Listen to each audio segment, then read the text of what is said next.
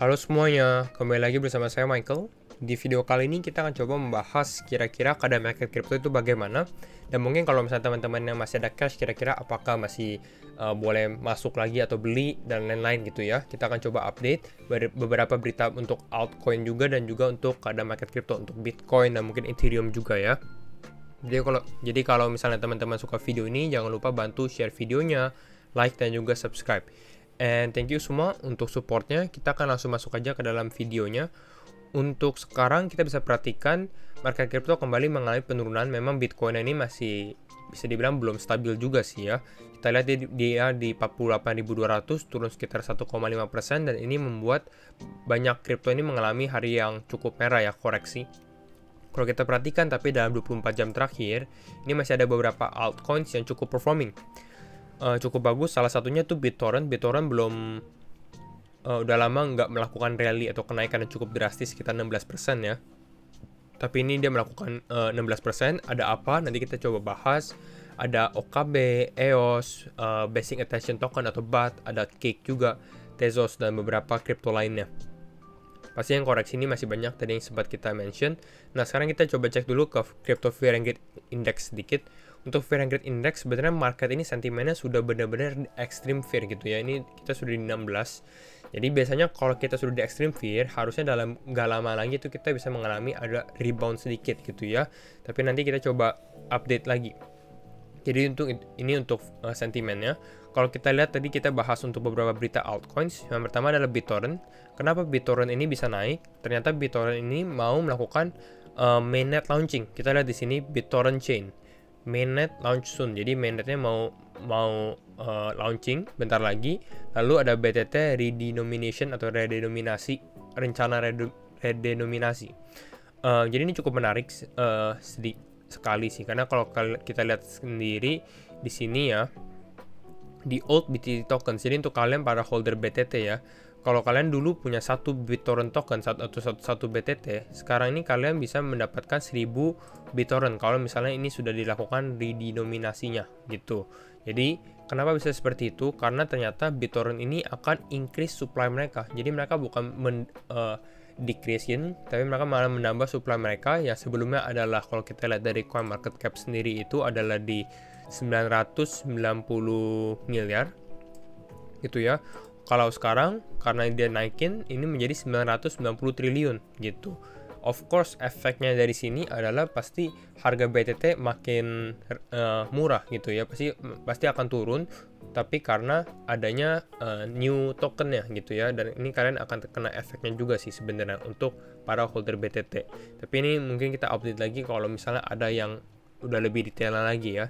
Nah, ini untuk BTT, kita update sedikit untuk PancakeSwap. PancakeSwap ini udah dari beberapa minggu kemarin memang melakukan burning atau pembakaran. Nah, tadi kita BitTorrent naikin supply-nya, kalau PancakeSwap ini malah menurunkan supply-nya. Ya, dia menurunkan supply-nya sekitar 6,9 juta, berarti sekitar 7 juta kick, dan ini setara dengan 77 juta dolar gitu. Dan ini cukup bagus, dan makanya dengan adanya supply-nya berkurang, harganya pun akan naik gitu, walaupun efeknya ya naik sekitar 5%. Oke lah, cukup bagus di saat market crypto lagi merah-merahnya.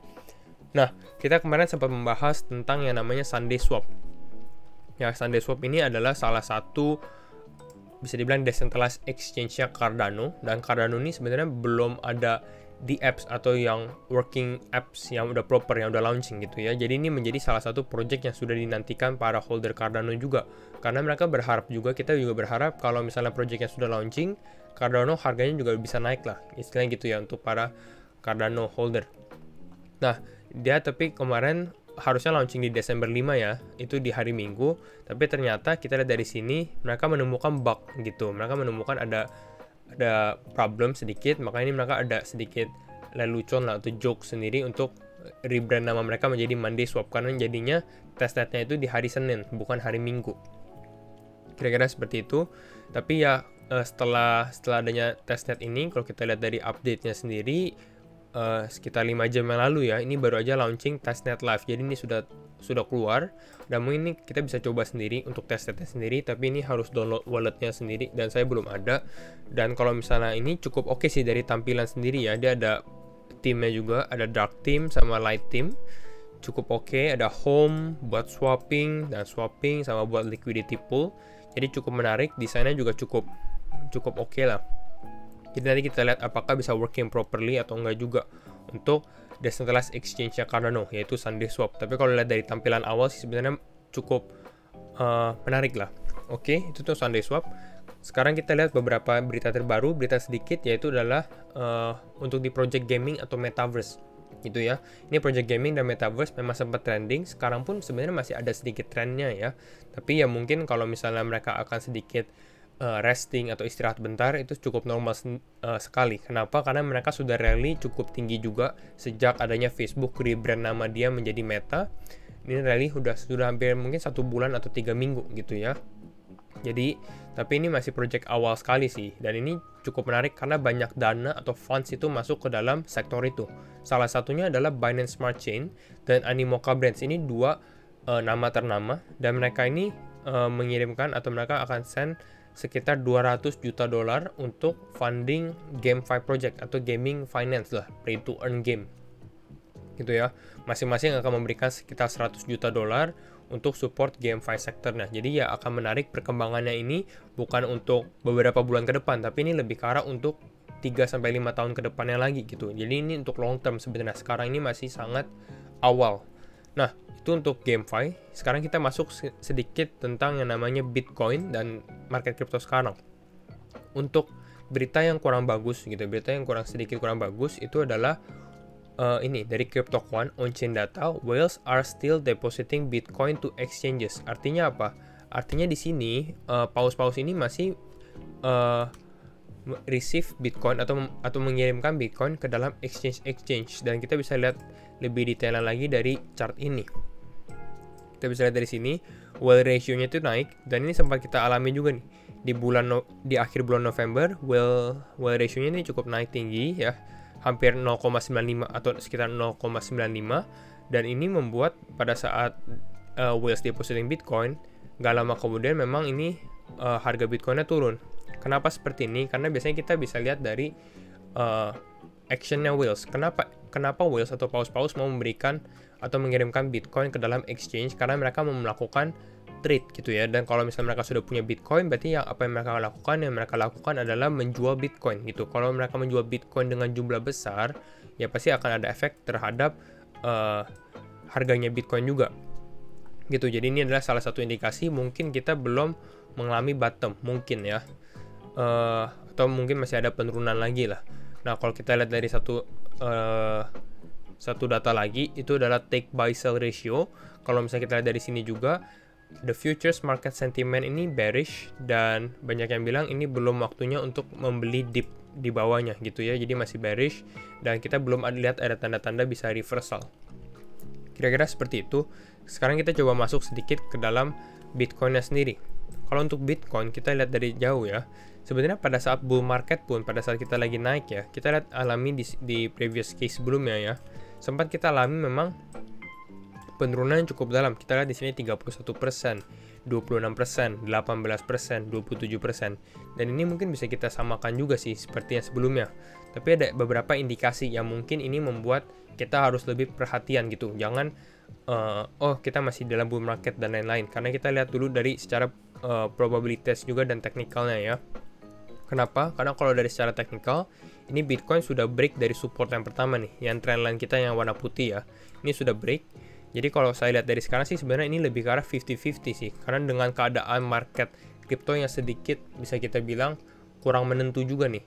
Banyak secara makro ya, ada varian baru, ada inflation rates yang cukup tinggi juga, lalu ada tapering mau dipercepat dan lain-lain. Itu lebih meningkatkan uncertainty di market tuh lebih besar lagi. Dan kalau misalnya kalian mau lebih aman, sebenarnya menunggu ketika FOMC meeting atau Federal meetingnya itu sudah dilaksanakan. Itu di tanggal berapa? Di tanggal 15 sampai 16 Desember gitu. Jadi kalau teman-teman yang mau tunggu aja deh biar aman gitu ya, karena kita mau lihat dulu nih. Karena saya rasa sendiri untuk big funds atau financial institution istilahnya ya, mereka pasti akan melakukan action ketika sudah melihat sesuatu yang lebih jelas lagi. Karena untuk sekarang masih belum jelas. Jadi kalau kita lihat dari harga Bitcoin pun kemungkinan besar akan bermain di daerah sini aja sih. akan ada sedikit sideways. Kita tunggu ketika ada momen kalau misalnya terjadi yang cukup sentimen positif, ya mungkin kita bisa mulai kembali naik lagi gitu ya. Tapi of course banyak resisten yang harus kita break lagi sih untuk naik. Kalau untuk sekarang, hal yang menahan Bitcoin kita lihat dari sini yaitu adalah support trendline warna kuningnya sendiri ya. Dan ini sempat kita retest lagi ke bawah sini. Nah, yang kita harapkan adalah Bitcoin nggak turun lagi ke bawah, walaupun kita lihat ada estimate ini whale ratio ya. Walaupun kalau turun jangan sampai closing di bawah ini deh. Karena kalau closing di bawah ini ya probabilitas untuk kita mengalami bearish trend ya itu lebih besar. Kita ngomong secara objektif aja ya. Dan kalau kita lihat dari flush out kemarin, kalau saya lihat di sini ya, kini kita kan menemukan candle yang cukup panjang nih, sekitar 22% kita penurunan ya. Apakah masih bisa terjadi? Kalau kita lihat secara leverage ratio di sini ya, kita lihat dari sini ke market, kita lihat ke full. Nah, kalau kita lihat dari leverage ratio sendiri, sebenarnya ini kita udah turun ya, kita udah turun cukup jauh. Dari 0,020 kita udah turun ke sekitar 0,16 kalau kita perhatikan lebih detail nih, tuh lebih zoom.